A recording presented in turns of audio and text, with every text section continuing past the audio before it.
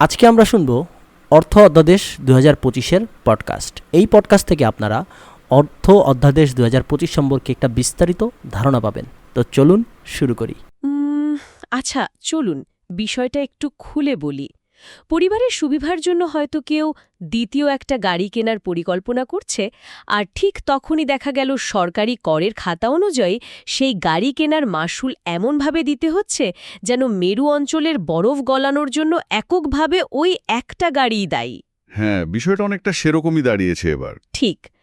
বাংলাদেশ গেজেটে প্রকাশিত অর্থ অধ্যাদেশ ২০২৫-এর ভেতরে ঠিক এরকমই কিছু চমকপ্রদ আর বেশ কড়া নিয়ম লুকিয়ে আছে। আজকের এই গভীর বিশ্লেষণে বা বলা যায় ডিপ ডাইভে আমরা জুন ২, ২০২৫-এ প্রকাশিত এই শত শত পৃষ্ঠার আইনি খসড়া থেকে মূল বিষয়গুলো বের করে আনব। যারাই খুব সহজেই এই অধ্যাদেশটির আদ্যোপান্ত মনে রাখতে চান, তাদের জন্যই আজকের এই আলোচনা। আর একটা ব্যাপার হলো, সাধারণত আইনের কোনো খসড়া বা করের কাগজপত্র শুনলেই মনে হয় শুধুই কিছু সংখ্যা আর কঠিন শব্দের খেলা। কিন্তু এবারের এই অর্থ অধ্যাদেশের ধরনটা আসলেই বেশ আলাদা। তবে এই অধ্যাদেশটিকে একটা অর্থনৈতিক ডায়েট প্ল্যান বলা যেতে পারে। দারুণ একটা উপমা দিয়েছেন। এই আইনি খসড়াগুলোকে বিশ্লেষণ করার সময় একটা বিষয় মাথায় রাখা খুব জরুরি। আইন এবং কর ব্যবস্থা কিন্তু শুধু সরকারের কোষাগারে টাকা জমা করার হাতিয়ার নয়। এটি আসলে মানুষের দৈনন্দিন জীবনযাত্রা, সামাজিক অভ্যাস এবং পুরো অর্থনৈতিক কাঠামোর পরিবর্তনের একটা অত্যন্ত শক্তিশালী মাধ্যম। অর্থাৎ সরকার যখন কোনো নির্দিষ্ট খাতে কর বাড়ায় বা কমায়, তখন তো আসলে একটা প্রচ্ছন্ন বার্তা দেওয়া হয়। ঠিক তাই। আজকের এই আলোচনায় আমরা দেখব এই অধ্যাদেশের প্রতিটি লাইন কিভাবে একদম আমাদের প্রাত্যহিক জীবনের সাথে জড়িয়ে আছে। আমরা যখন কোনো নতুন সারচার্জ বা ট্যাক্স রেয়াতের কথা শুনব, তখন আমাদের মূল ফোকাস থাকবে এর পেছনের কেন আর কিভাবে অংশটিতে। সরকার কি শুধু টাকা চাইছে, নাকি সমাজটাকে একটা নির্দিষ্ট অর্থনৈতিক শৃঙ্খলার দিকে নিয়ে যেতে চাইছে? আর এই যে পরিচালিত করার বা আচরণ পরিবর্তনের ব্যাপারটা, এটা সবচেয়ে বেশি স্পষ্ট হয়েছে গাড়ি এবং ভ্রমণের ওপর আরোপিত নতুন নিয়মগুলোতে। অধ্যাদেশটিতে যানবাহনের ওপর একটা পরিবেশ সারচার্জ বা এনভায়রনমেন্টাল সারচার্জ আরোপ করা হয়েছে, আর এর কাঠামোটা বেশ নির্দিষ্ট। হ্যাঁ, যেমন ধরুন, কারো কাছে ১৫০০ সিসি পর্যন্ত ইঞ্জিন ক্ষমতার একটা গাড়ি আছে, তার জন্য কিন্তু কোনো পরিবেশ সারচার্জ নেই। রাইট। এটা মূলত সাধারণ মধ্যবিত্ত বা ছোট পরিবারের ব্যবহারযোগ্য গাড়িগুলোকে ছাড় দিচ্ছে।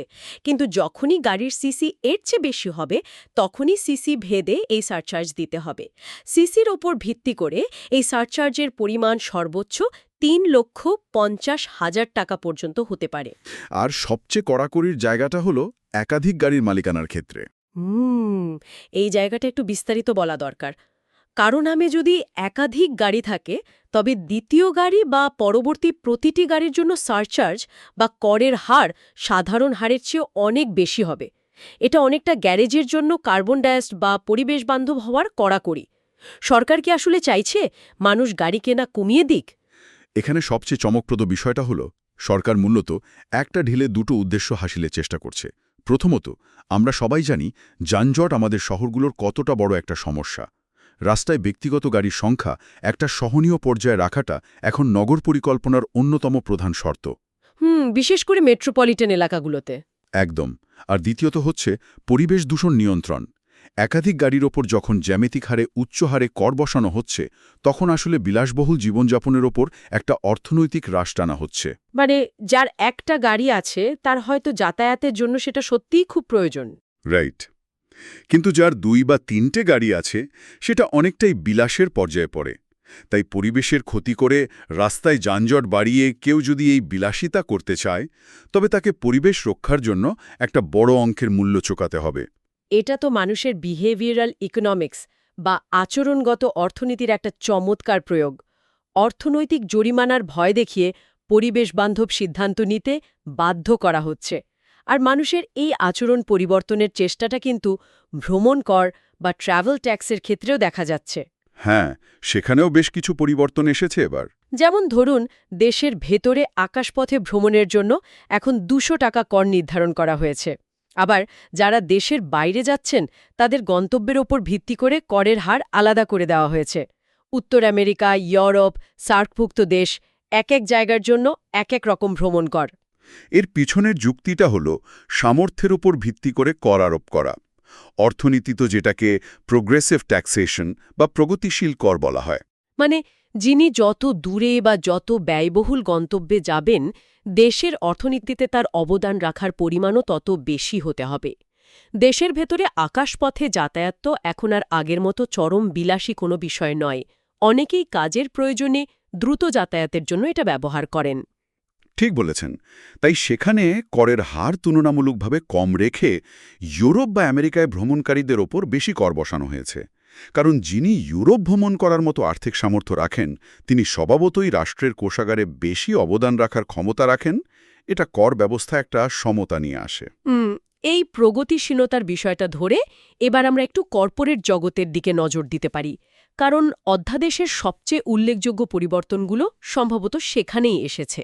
হ্যাঁ, বিশেষত কোম্পানির সংজ্ঞা এবং কর্পোরেট করের হারে। খসড়াটিতে পাবলিকলি ট্রেডেড কোম্পানি, অর্থাৎ শেয়ার বাজারে যাদের শেয়ার কেনাবেচা হয়, এবং নন পাবলিকলি ট্রেডেড কোম্পানির জন্য করের হারে পার্থক্য রাখা হয়েছে। শর্ত সাপেক্ষে এই হার 20%, 22.5% থেকে শুরু করে 27.5% ইত্যাদি হতে পারে। তবে এখানে সবচেয়ে গুরুত্বপূর্ণ আর একই সাথে জটিল যে পরিবর্তনটা এসছে, সেটা হল রিটেইনড আর্নিংস বা কোম্পানির জমানো মুনাফার উপর কর। খসড়ায় বলা হয়েছে, কোনো কোম্পানি জমানো মুনাফা বা রিটেইনড আর্নিংস যদি তার পরিশোচিত মূলধনের বা পেইড আপ ক্যাপিটালের 70%-এর বেশি হয়ে যায়, তবে সেই অতিরিক্ত জমানো টাকার উপর 10% হারে অতিরিক্ত কর দিতে হবে। কিন্তু আচ্ছা, একটু থামাই আপনাকে এখানে। হ্যাঁ, বলুন। কোম্পানিগুলো তো তাদের বিপদের দিনের জন্য টাকা জমাচ্ছে, তাই না? সেখানে তাদের জমানো টাকার উপর কেন কর বসানো হচ্ছে? সঞ্চয় করা কি খারাপ? ধরুন একটা ম্যানুফ্যাকচারিং কোম্পানি নতুন ফ্যাক্টরি করবে বলে টাকা জমাচ্ছে, সেখানে এই কর তো একটা জরিমানার মতো হয়ে গেল। এটা খুবই যৌক্তিক একটা প্রশ্ন। মাইক্রো ইকোনমিক দৃষ্টিকোণ থেকে দেখলে এটাকে সত্যিই আর্থিক শৃঙ্খলার ওপর একটা পেনাল্টি মনে হতে পারে। কিন্তু আমরা যদি একটু বড় পরিসরে দেখি, মানে ম্যাক্রো ইকোনমিক্সের জায়গা থেকে, তাহলে বিষয়টা একটু অন্যরকম। আচ্ছা, সেটা কিভাবে? ধরুন, পেইড আপ ক্যাপিটাল হল সেই শুরুর টাকা যেটা শেয়ার হোল্ডাররা বিনিয়োগ করেছিলেন, আর রিটেন্ড আর্নিংস হল বছরের পর বছর ব্যবসার জমানো লাভ, যেটা কোম্পানির অ্যাকাউন্টে পড়ে আছে। এখন অর্থনীতি সচল রাখতে তো টাকার প্রবাহ বা ভেলোসিটি অফ মানি দরকার, তাই না? বাজারে টাকার সার্কুলেশন থাকতে হবে। একদম। কোম্পানিগুলো যদি টাকা শুধু ব্যাংকে অলস ফেলে রাখে, তবে বিনিয়োগ বাড়ে না, নতুন কারখানা হয় না, আর সবচেয়ে বড় কথা, কর্মসংস্থান হয় না। মানে একটা কোম্পানির জন্য যেটা নিরাপদ সঞ্চয়, পুরো রাষ্ট্রের অর্থনীতির জন্য সেটা একটা বদ্ধ জলাশয়ের মতো, টাকাটা এক জায়গায় আটকে থাকছে। ঠিক। সরকার আসলে চাইছে কোম্পানিগুলো যেন সেই জমানো টাকা নতুন কোনো ব্যবসায় দ্রুত বিনিয়োগ করে, অথবা শেয়ার হোল্ডারদের লভ্যাংশ বা ডিভিডেন্ড হিসাবে দিয়ে দেয়। বিনিয়োগ করলে কর্মসংস্থান বাড়বে, আর ডিভিডেন্ড দিলে সাধারণ বিনিয়োগকারীদের হাতে টাকা আসবে, বাজারে কেনাকাটা বাড়বে। দারুণ একটা ব্যাপার। করের ভয় দেখিয়ে নিষ্ক্রিয় মূলধনকে সক্রিয় মূলধনে রূপান্তর করা হচ্ছে। কিন্তু সরকার যখন কর্মসংস্থান তৈরির জন্য এত কিছু করছে, তখন সেই কাজের সুযোগ কাদের কাছে পৌঁছাচ্ছে সেটাও একটা বড় প্রশ্ন।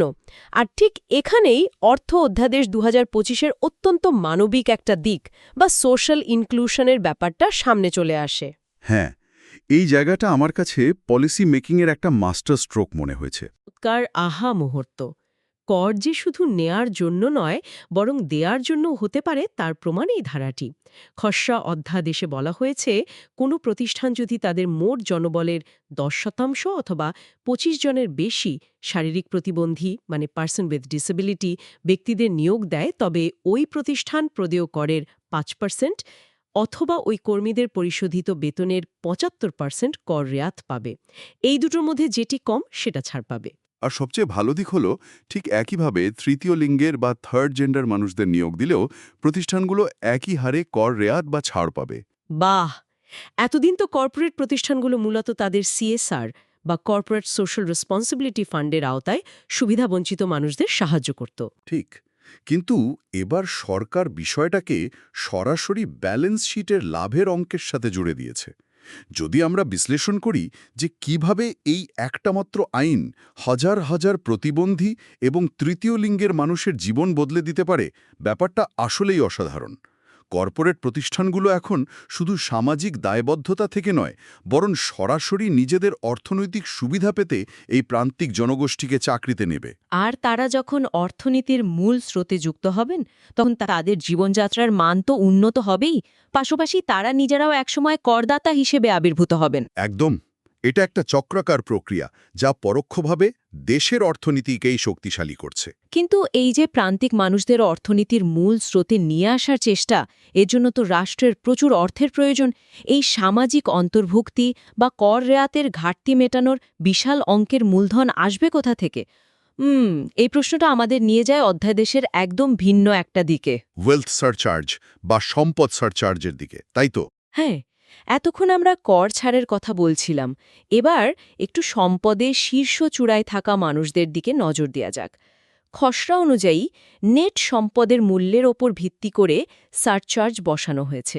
যেমন সম্পদের নিট মূল্য 4 কোটি, 10 কোটি বা তার বেশি হলে এই স্ল্যাবগুলোর উপর ভিত্তি করে 10% থেকে শুরু করে 35% পর্যন্ত সারচার্জ আরোপ করা হয়েছে। অর্থাৎ যার সম্পদ যত বেশি তাকে তত বেশি হারে সারচার্জ দিতে হবে। সমাজে অর্থনৈতিক বৈষম্য কমানোর এটা একটা বড় উপায়। কিন্তু এর চেয়েও কড়াকড়ি জায়গাটা তৈরি করা হয়েছে রিটার্ন দাখিলের প্রমাণপত্র বা proof of submission of return, মানে PSR জমা দেওয়ার ক্ষেত্রে। সিটি কর্পোরেশন এলাকায় বাড়ি বা ফ্ল্যাট কেনা, হোটেল বা রেস্তোরাঁ খোলা, ক্রেডিট কার্ড নেওয়া, এমনকি NGO চালানোর ক্ষেত্রেও আয়কর রিটার্ন জমার প্রমাণপত্র বাধ্যতামূলক করা হয়েছে। হ্যাঁ, পরিসরটা এবার অনেক বাড়ানো হয়েছে। তাহলে এই সব কিছুর মানে কি দাঁড়ালো? এটাকে তো একটা VIP ক্লাবের এন্ট্রি পাসের সাথে তুলনা করা যায়। আপনি যদি বড় কোনো অর্থনৈতিক সুবিধা নিতে চান, তবে আপনাকে রিটার্ন জমার এই এন্ট্রি পাসটি অবশ্যই দেখাতে হবে। চমৎকার তুলনা। এটি আসলে একটা গুরুত্বপূর্ণ প্রশ্ন সামনে নিয়ে আসে, কিভাবে ট্যাক্স নেট বা করদাতার পরিধি বাড়ানো যায়। এই PSR মূলত একটা ফাইন্যান্সিয়াল ডিজিটাল ফুটপ্রিন্ট হিসেবে কাজ করবে। প্রত্যক্ষ কর আদায় বাড়ানোর জন্য সরকার এখন সেবা পাওয়ার সাথে কর দেওয়ার বিষয়টাকে সরাসরি যুক্ত করে দিয়েছে।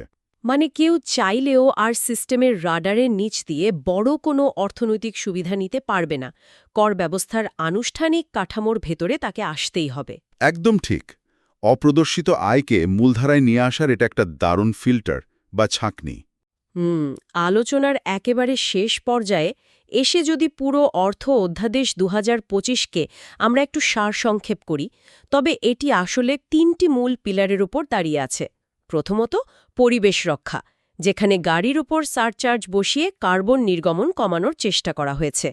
দ্বিতীয়ত, অর্থনৈতিক অর্থের প্রবাহ সচল রাখা, যেখানে জমানো টাকার ওপর কর বসিয়ে অলস মূলধনকে বাজারে ফিরিয়ে আনার উদ্যোগ নেওয়া হয়েছে। আর তৃতীয়ত হচ্ছে সামাজিক অন্তর্ভুক্তি বা সোশ্যাল ইনক্লুশন, যেখানে কর রেয়াতের মাধ্যমে প্রান্তিক মানুষদের কর্মসংস্থানের প্রাতিষ্ঠানিক সুযোগ তৈরি করা হয়েছে। হ্যাঁ, এই 3টি স্তম্ভ মিলে একটা সুদূর প্রসারী অর্থনৈতিক কৌশল তৈরি করেছে। তবে এই অধ্যাদেশের যে আচরণগত দিকগুলো আমরা দেখলাম, তা আমাদের গভীরভাবে ভাবানোর জন্য একটা নতুন চিন্তার খোরাক দেয়। সেটা কিরকম? এই অধ্যাদেশে করের মাধ্যমে যেমন পরিবেশ দূষণ কমানো এবং প্রান্তিক মানুষের কর্মসংস্থান বাড়ানোর চেষ্টা করা হয়েছে, তাহলে কি ভবিষ্যতে আমরা এমন কোনো অর্থ অধ্যাদেশ দেখতে পাব যেখানে আর্টিফিশিয়াল ইন্টেলিজেন্স বা AI ব্যবহার করলে বিশেষ কর বসানো হবে? কারণ AI হয়তো মানুষের কর্মসংস্থান কমিয়ে দিচ্ছে। এটা একটা দারুণ ভাবনার বিষয়। অথবা এমনও হতে পারে যে মানুষের স্বাস্থ্যহানি ঘটে এমন কোনো প্রযুক্তি বা ফাস্ট ফুডের উপর মাত্রাতিরিক্ত হেলথ সারচার্জ বসানো হবে। ঠিক, কর ব্যবস্থা কি আগামী দিনে শুধু অর্থনীতির নয়, বরং আমাদের পুরো লাইফস্টাইল, দৈনন্দিন অভ্যাস আর প্রযুক্তিগত পছন্দ নিয়ন্ত্রণের চাবিকাঠি হয়ে উঠবে? শুরুতে যে বলেছিলাম, এই অধ্যাদেশটা হলো একটা অর্থনৈতিক ডায়েট প্ল্যান। কে জানে, ভবিষ্যতের কর ব্যবস্থা হয়তো মানুষের ব্যক্তিজীবনের রুটিনও নির্ধারণ করে দেবে। যারা শুনছেন, এই প্রশ্নটি আপনাদের নিজেদের ভাবনার জন্যই রেখে দিলাম। আর ভবিষ্যতের এই কর কাঠামোর বিবর্তনের চিন্তাটি দিয়েই আজকের এই গভীর তথ্য বিশ্লেষণ আমরা এখানেই শেষ করছি।